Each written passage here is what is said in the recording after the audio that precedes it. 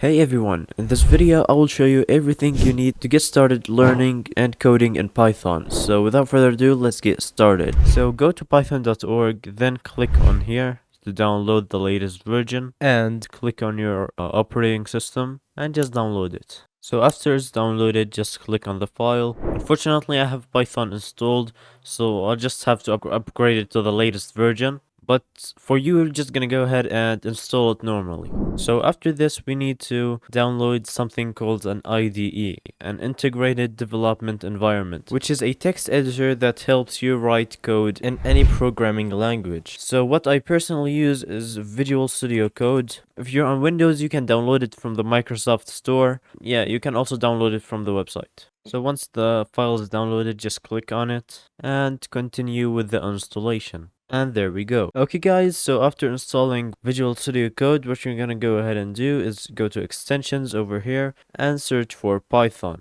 Then click on this one. Now I have this already installed. As you guys can see, I have uninstall and disable. So you guys have to install this one. And then after that, you're gonna go ahead and go to the Explorer tab and then click onto open folder. So yeah, now go ahead and go to the desired location you want your code to be. So for me, I'm gonna go ahead and go to the desktop, and then right click and then create a new folder and name it a tutorial, and click on the file and add.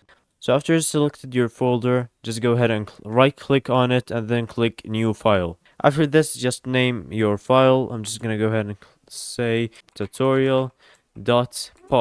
Now you have to put this every time you make a Python file, .py after the name. So yeah, just like that. So now we have created our first Python file. So to print things in Python, what you're going to go ahead and do is just write print and then open some brackets and then just some quotations and just type hello world, for example. Just like this. And now to run this code, you're just gonna go ahead and click on this play button, run Python file, and as you guys can see, it says hello world.